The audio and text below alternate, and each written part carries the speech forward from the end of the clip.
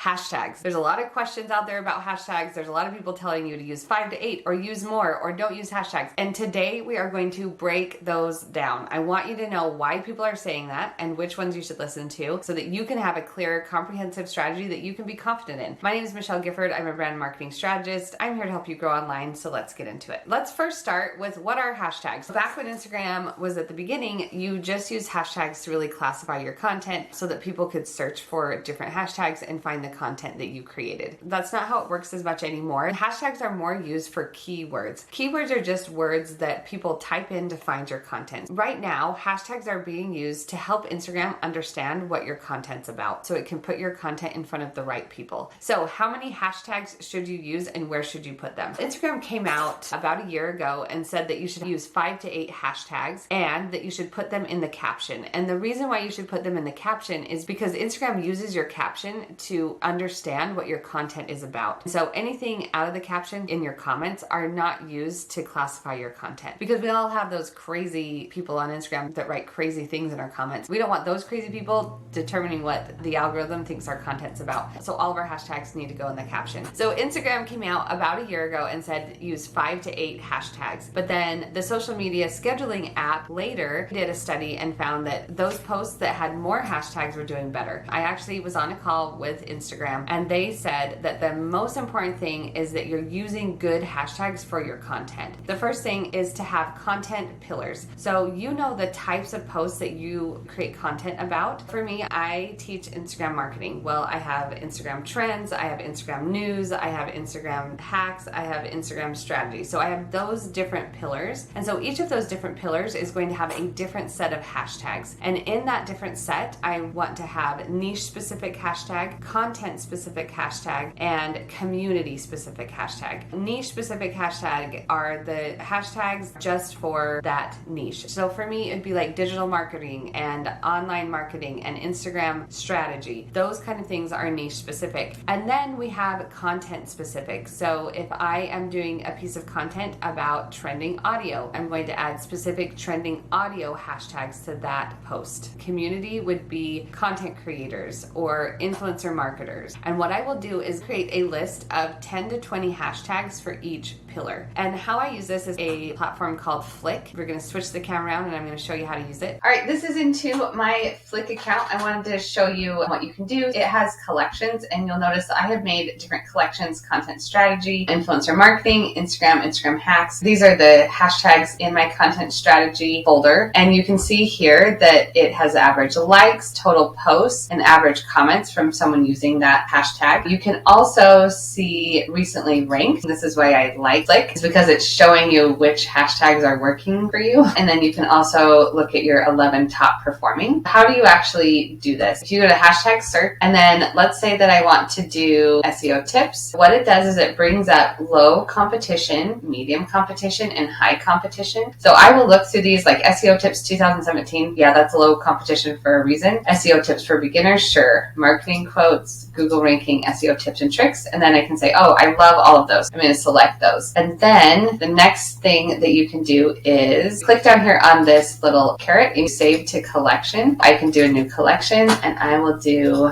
perfect. That has a bunch of hashtags I just put in my collection. Let's go to analytics. So you can go to overview and then you can do hashtags. So you can see the hashtags used 30% above last period, rank ratio, average ranking, and you can see which ones are doing well. Social Media Queen is doing the best. Social Media for Business are consistently doing the best. And then you can see these. As I'm using these, I'm going to be like, oh, these low performing ones, I'm not going to use those anymore. And these ones are doing pretty well, so I'll keep those. And these I will keep a watch on. I use Flick because it is the easiest way for me to search for hashtags, to research them, and to create different folders of hashtags for each of my pillars. And then when I'm ready to post, I can just go to Flick, copy and paste those hashtags. The reason why I like Flick is that it is actually tracking how your hashtags are doing. And I like to have those kind of analytics because that's the kind of lady I am. After you do that, you will have your hashtags for each pillar. Now what I will do is I will take take those hashtags, remember we did 10 to 20, and I will use them for the post. And then I look at the content that I'm actually creating for that post, and is there any content specific hashtags I want to add? I like to test content out. So sometimes I will do 5 or 8 hashtags, then other times more, like 20, to see which one is doing better. Now here are some things to look for when you're looking for good hashtags. Number one is to remember that you do not need to have different variations of the same word for different hashtags. For example, I don't need to have plant lover and then plant lovers with an S and then plant loving. The algorithm is smart enough to know that plant lover and plant lovers is the same thing. Another thing is to use hashtags that aren't overused. When you are looking at hashtags, you can see how many uses a hashtag has gotten. I like to keep all of my hashtags between 100,000 uses to 900,000 uses. Anything over 1 million means that it's being overused. And that's sometimes if you're getting spammy comments, you might want to go through some of your hashtags and make sure that they're not used millions of times, because that can bring in the spam commenters. And then we're reiterating this because this is so important. Your hashtags should not be random. They need to correlate with the content you create. So if you are doing something about plants, don't do hashtags about cooking. It confuses the algorithm. Make sure that your hashtags match the content and the niche that you are serving. So you have some assignments to do, right? The first thing is to take a breath and not stress so much about hashtags. The second is to come up with a clear hashtag strategy for you and your business. You're going to pull out your pillars. You're going to get hashtags for each pillar, and you're going to put them in a safe spot, whether that's on Flick or in Notes. And then when you create your content, you're going to draw for those hashtags. You're going to use them for a month and then check and see which hashtags are actually working for you. I am here to help you grow on Instagram, so make sure you're subscribed, and we'll see you next time.